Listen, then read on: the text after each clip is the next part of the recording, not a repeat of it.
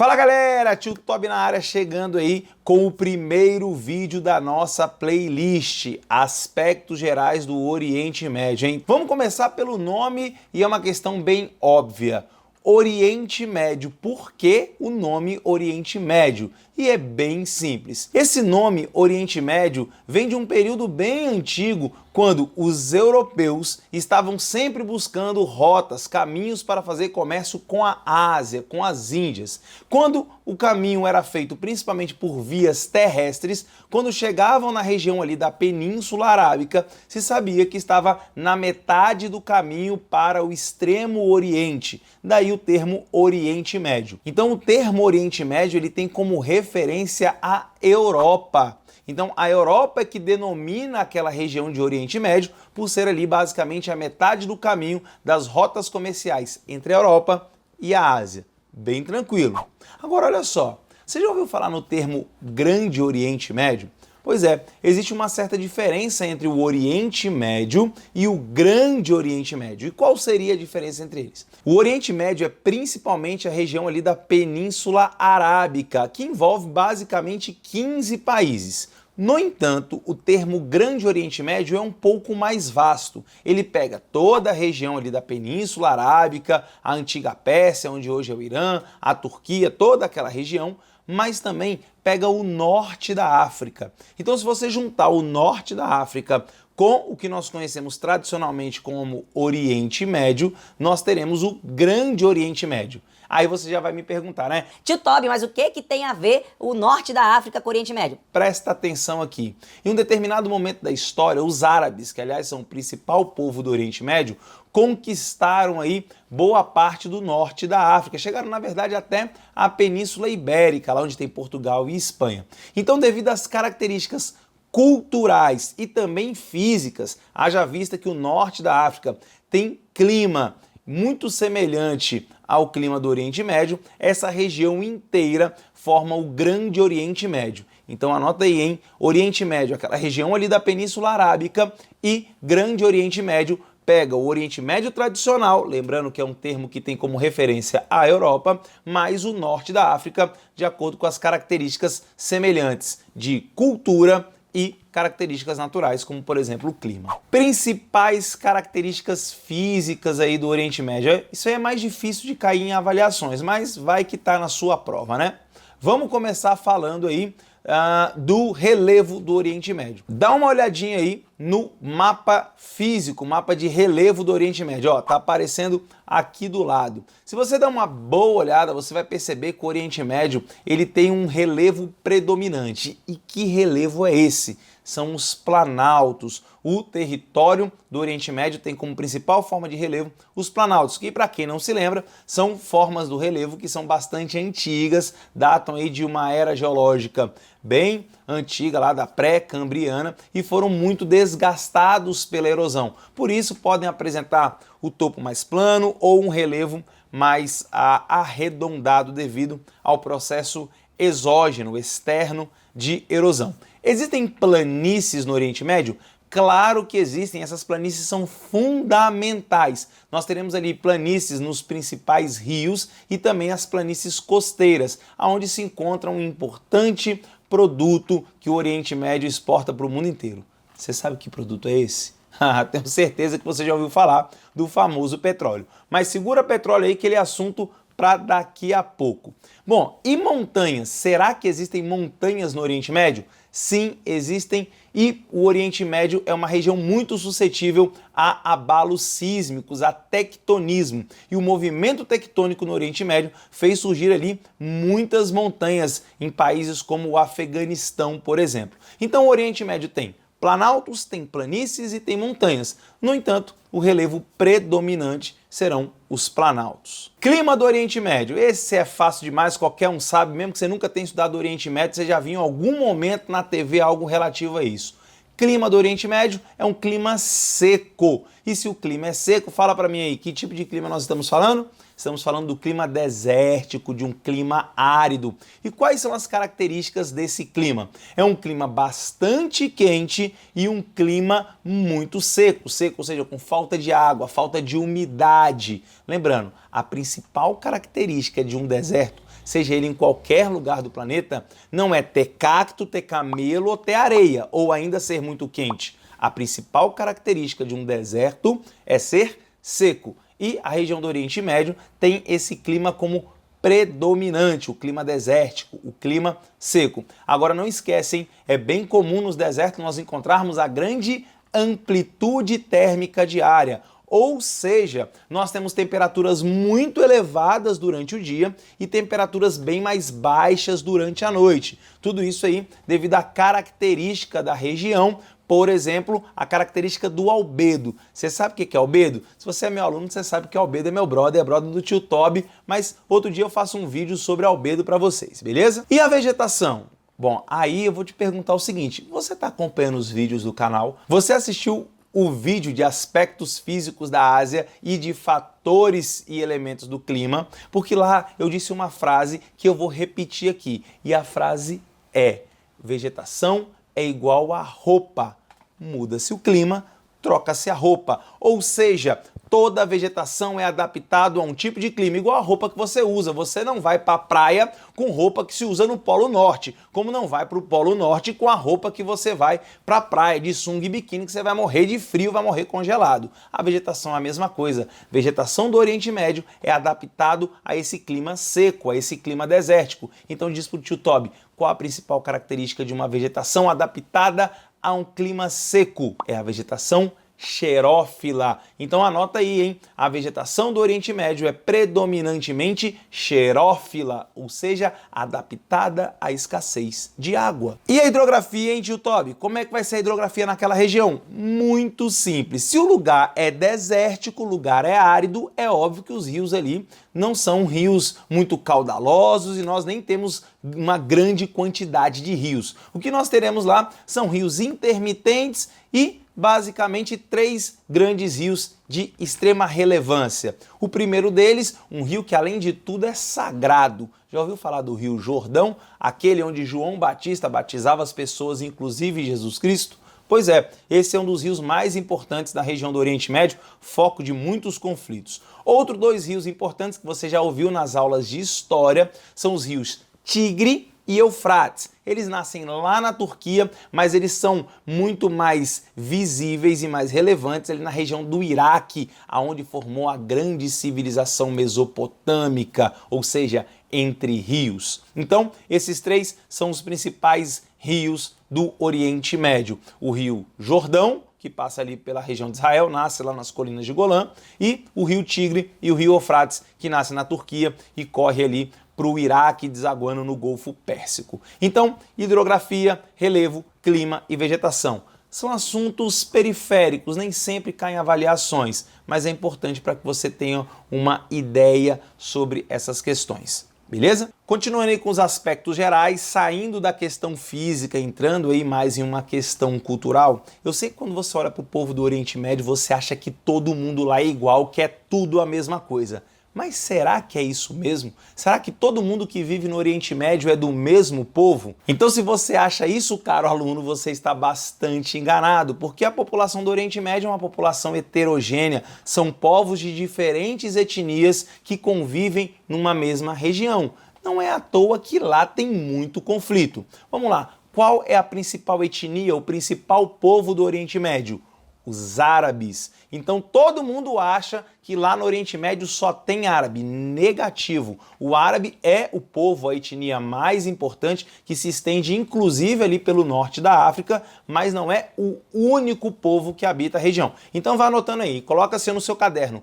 Povos do Oriente Médio, 2 pontos, número 1, coloca árabes e coloca ali um asterisco do lado. É o principal povo do Oriente Médio. Mas nós também temos persas. O grande império persa deixou ali frutos, herdeiros na região do Oriente Médio. Diz pra mim aí, qual o país onde a população é predominantemente persa? Vai, fala pro tio Toby.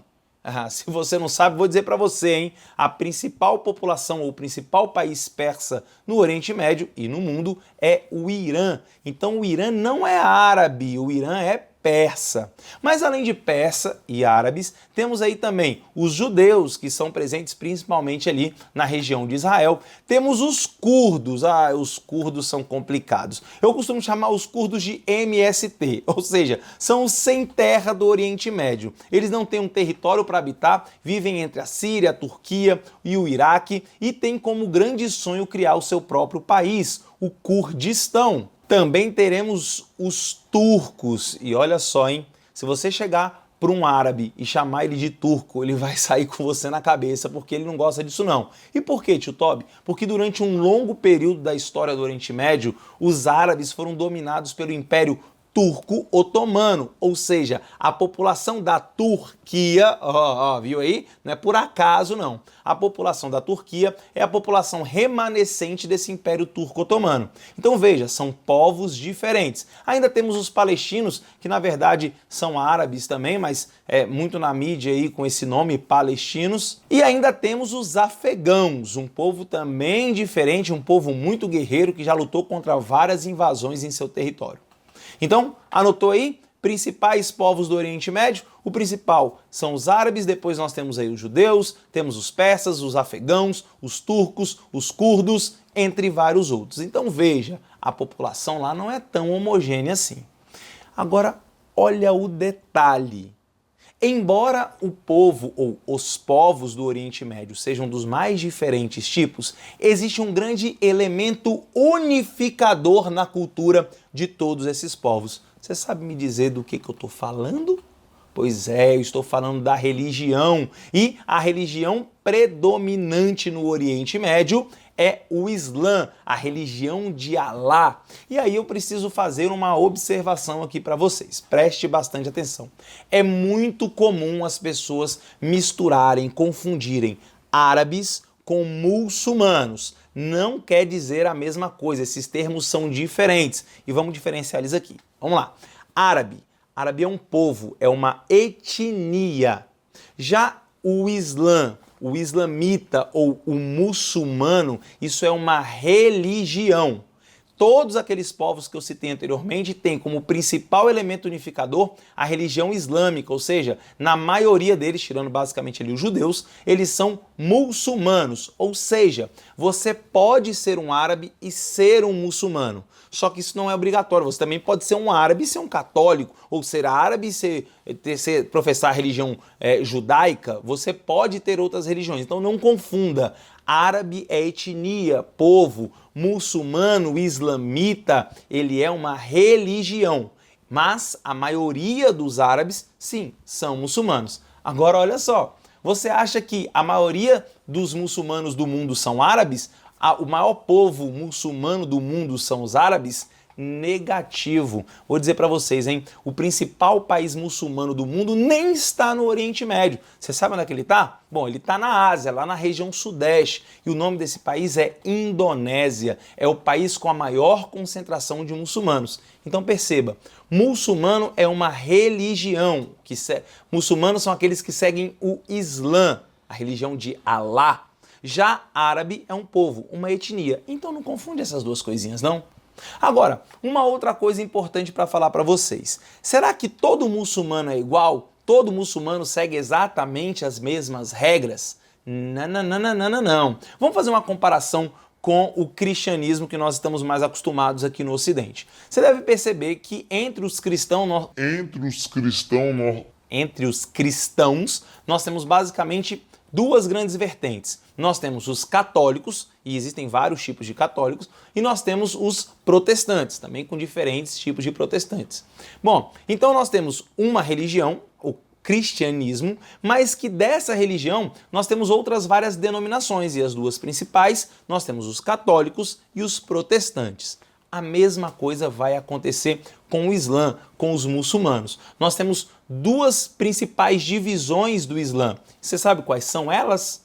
Bom, elas são os xiitas e os sunitas. Então, o Islã ele pode ser dividido em duas grandes correntes, duas grandes vertentes, xiitas e sunitas. E qual a diferença entre essas duas vertentes? E é muito tranquilo, olha só. Primeiro vamos diferenciar em termos de quantidade. Os sunitas são maioria absoluta, a maior parte da população muçulmana do mundo é sunita, já a menor parte é xiita. Vai anotando aí, hein? E de onde é que veio essa divisão? Essa divisão veio com a morte do profeta. Você sabe quem é o principal profeta do Islã? É ele, o grande Muhammad, também conhecido como Maomé. Quando Maomé morreu, tivemos um grande problema na religião islâmica, porque quem iria liderar o Islã pós-morte do seu grande líder, o seu grande profeta? Lembrando que Maomé, ou Muhammad, é o profeta, não é Deus. Deus é Alá. Sendo assim, o que aconteceu foi uma divisão do grupo islâmico.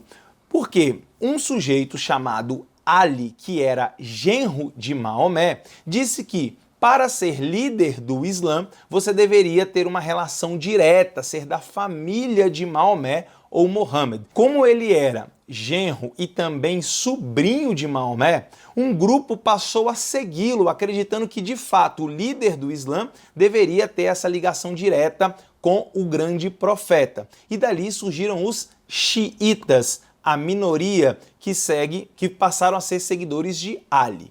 Por outro lado, se dizia que para ser líder do Islã não era necessário ter uma relação direta, familiar com o profeta Muhammad. Na verdade, o que você precisava era seguir de fato os preceitos do Islã, ser uma pessoa de paz e que professasse a religião de forma adequada. Logo, um grande número de pessoas passaram a seguir essa ideia, essa vertente, formando aí os sunitas.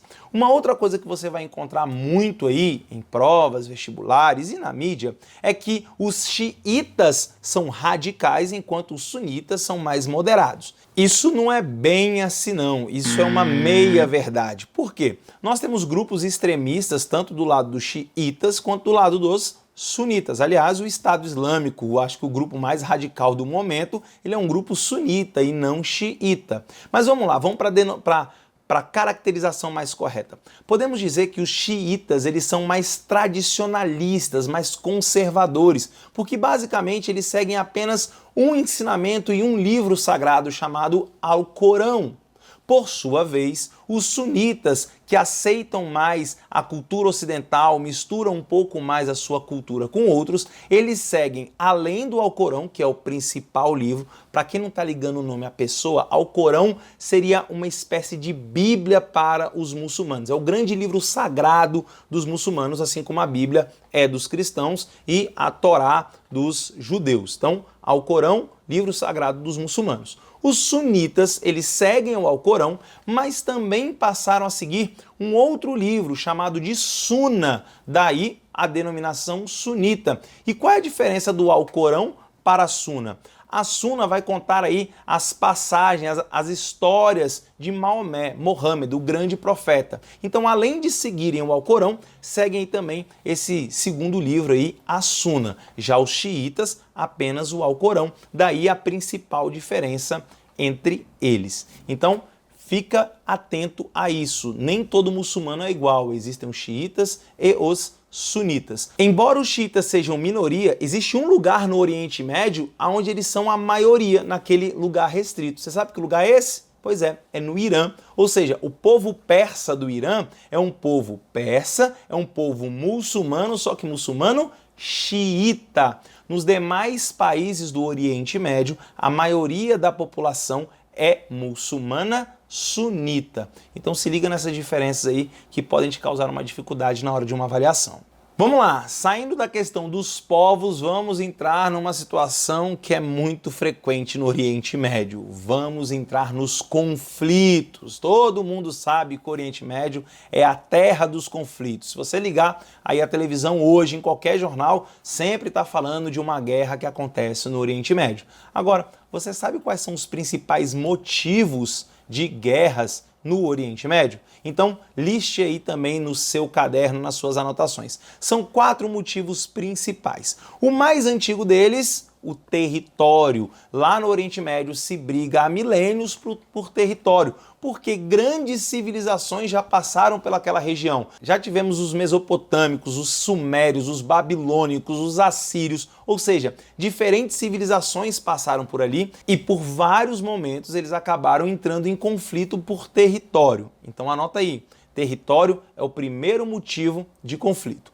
O segundo motivo é um tanto quanto óbvio. Se a região é desértica, é árida, ou seja, tem pouca água, quem domina as fontes hídricas tem grande vantagem em relação aos outros povos. Então, o segundo grande motivo de conflito, também um motivo histórico, são as fontes hídricas. E aí se destacam os rios que eu já citei anteriormente, mas também os oásis, ou seja, lugares no meio do deserto onde o lençol freático aflora e ali você consegue ter a disponibilidade de água, uma vegetação mais exuberante e uma vida um tanto quanto mais confortável naquela região. Então, a água também é um foco de conflito milenar no Oriente Médio. O terceiro grande motivo de conflitos no Oriente Médio, esse motivo é um motivo triste de falar, né? Bom, conflito na verdade sempre é triste, mas esse é especialmente. Nós estamos falando da religião. E por que a religião é um foco de conflito no Oriente Médio? Pessoal, olha para mim aqui. O Oriente Médio é o início da civilização do nosso planeta. E ali surgiram as três principais religiões monoteístas do mundo. O judaísmo, o cristianismo e o islamismo surgiram exatamente naquela região. Então, por muitos momentos, uma dessas religiões, os seguidores dessas religiões, brigaram com as outras religiões e às vezes até entre si para dominar determinadas regiões ou dizer que a sua fé era a fé verdadeira. Eu sei que é uma contradição, né? Porque as três religiões são monoteístas, acreditam em um único Deus. E até onde eu consigo imaginar, Deus é amor, Deus é caridade, Deus não quer que as pessoas se matem em nome dele. Acredito que ele não deu nenhuma procuração para ninguém sair por aí matando e falando que a religião que ele segue é que é a correta. Por isso eu acho que é um motivo um tanto quanto mais triste do que os outros. Mas, para finalizar aí, temos o quarto motivo de conflito no Oriente Médio. Esse muito mais recente. Sabe do que eu estou falando? Estou falando dele, do petróleo. Hoje, petróleo é um dos grandes, se não o principal foco de conflito no Oriente Médio. E por que isso acontece? Porque aproximadamente 60% das reservas de petróleo conhecidas no mundo estão no Oriente Médio. Só que esse petróleo não está distribuído de forma igualitária entre os países. Existem países que são muito ricos em petróleo no Oriente Médio, como a Arábia Saudita, o Kuwait, o Irã, o Iraque, e países que têm pouquíssimo petróleo no Oriente Médio, ou nenhum petróleo, caso de Israel, caso da Turquia ou da Síria, entre outros. Qual região do Oriente Médio de fato é rica em petróleo? Se você der uma olhadinha no mapa, você vai perceber que os países que são ricos em petróleo são os países que estão na região do Golfo Pérsico, são banhados pelo Golfo Pérsico. Os outros países que estão afastados do Golfo Pérsico têm pouco ou nenhum petróleo. Bom, e aí esse petróleo, por hoje ser a principal matéria-prima do mundo e também a principal fonte de energia, nós temos um conflito na região. Países do Oriente Médio brigam entre si, mas principalmente países de fora do Oriente Médio têm muito interesse naquela riqueza. Entenda principalmente aí Europa, mas acima deles, sem dúvida nenhuma, os Estados Unidos da América. Vários conflitos no Oriente Médio foram motivados e influenciados pelos Estados Unidos. Até porque, durante um bom tempo, quem mandou no petróleo do Oriente Médio foram as grandes empresas ocidentais, as Sete Irmãs, na qual a maioria delas eram americanas. No entanto, lá nos anos 60, os países do Oriente Médio criaram uma organização para controlar o preço do petróleo. Na verdade, formaram um cartel, formando a OPEP, Organização dos Países Exportadores de Petróleo, que hoje conta inclusive com países da África, da América do Sul e da Ásia. Então, atualmente, a OPEP não conta só com países do Oriente Médio, ela se espalhou aí por outros lugares do mundo. Essa OPEP, ela controla os preços do petróleo, então é um cartel, é um grupo de países que controla a produção e, consequentemente, o preço. No entanto, isso gera muito conflito naquela região. O petróleo é tão importante, pessoal, que em 1973 nós tivemos a grande crise do petróleo, aonde a OPEP, interferindo diretamente na produção devido lá à guerra do Yom Kippur, que futuramente no próximo vídeo eu vou falar, ela limitou a produção de petróleo, fazendo com que o preço do barril de petróleo mais do que triplicasse o seu valor e faltou combustível para muita gente no mundo, principalmente os Estados Unidos, que é o principal consumidor de petróleo. Mas foi aí, por exemplo, que o Brasil teve uma grande ideia, uma grande sacada, criou aqui no país o PROALCO, um programa para desenvolvimento de combustível totalmente nacional, que hoje aí não é muito utilizado não, mas tudo bem, isso aí é um outro assunto, tá? Um outro momento eu faço um vídeo específico sobre a crise do petróleo de 73, mas fique sabendo, o petróleo já motivou grandes crises no mundo. Agora, você sabe como os países do Oriente Médio foram formados? Bom, já deu para perceber que o povo do Oriente Médio, aquelas diferentes etnias que habitam aquela região, são etnias e povos milenares. No entanto, será que os países do Oriente Médio são países milenares? Não, não são não. Pelo contrário, são países, em sua maioria, bem recentes. Como assim, tio Tobi, bem recente se o povo é milenar? Vamos lá, não vamos misturar as coisas não. Uma coisa é o povo, é a etnia, outra coisa é o Estado Nacional, ou seja, aquele território, as fronteiras nacionais de um país. No Oriente Médio, os países surgiram principalmente pós Primeira Guerra Mundial. E como é que isso aconteceu?